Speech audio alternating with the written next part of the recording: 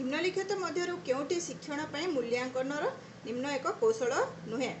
सांगसाथी मतामत, छात्र छात्री मानक प्रदर्शन तुलना करबा, सारांशमूलक मूल्यांकन, गठनमूलक व्यवहार, छात्र छात्री निजस्व मूल्यांकन। तेबे आंसर हेबो छात्र छात्री मानक प्रदर्शन को तुलना करबा। डैश मूल्यांकन रे छात्र छात्री माने निष्पत्ति करथांती ओ समाने कोन शिखिबे एवं यहा किपरि शिक्षा दिया जाइथिला।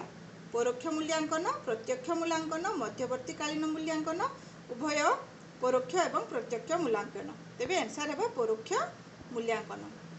नेक्स्ट क्वेश्चन को जिबा। दिया जाइथिबा वाक्य द्वारा केउ प्रकारर शब्द विन्यास बा सिटवाक उपस्थापन करा जाइछि। बालकटी डेइला ओ झियोटी गाइला। यौगिक, सरल, जटिल एवं यौगिक जटिल। तेबे आंसर हेबो यौगिक जटिल। मो हृदय रे प्रेम भाव जागृत हेउछि। एक डैश, यह एक उपमा। निम्नलिखित मध्यरु केउटी सिंटैक्स को सर्वोत्तम भावे वर्णना करि थाए। यह वाक्य गठन पई स्थिरकृत नियम गुड़िकर अध्ययन को जड़ित करि थाए। यह शब्द गठन पई स्थिरीकृत नियम गुड़िकर अध्ययन को जड़ित करि थाए। उभय यह वाक्य गठन पई स्थिरीकृत नियम गुड़िकर अध्ययन को जड़ित करि थाए एवं यह शब्द गठन पई स्थिरीकृत नियम गुड़िक अध्ययन को जड़ित करि थाए। एवं ऑप्शन 4 अछि उपरोक्त मध्यरु केउटी नुहे। तबे ऑप्शन 1 हबो यह वाक्य गठन पई स्थिरीकृत नियम गुड़िकर अध्ययन को जड़ित करि थाए। परवर्ती प्रश्न।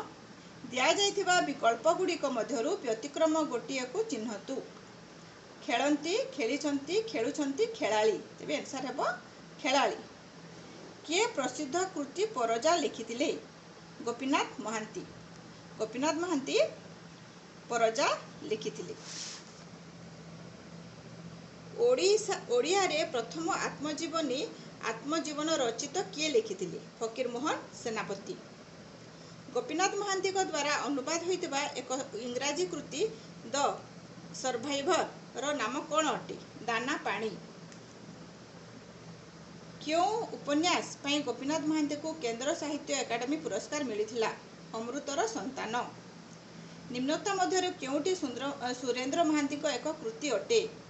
आजी बकर अट्टहास्य। साहित्य प्रति अतुलनीय अवदान पई काहाको पद्मभूषण पुरस्कार दिया जाइथिला? गोपीनाथ महांती। तेबे आमे आज केतोटी आज ओडिया रो क्वेश्चन डिस्कस कला। पुणी नेक्स्ट एपिसोड रे आमे परवर्ती केतोटी प्रश्न डिस्कस करिबा। धन्यवाद।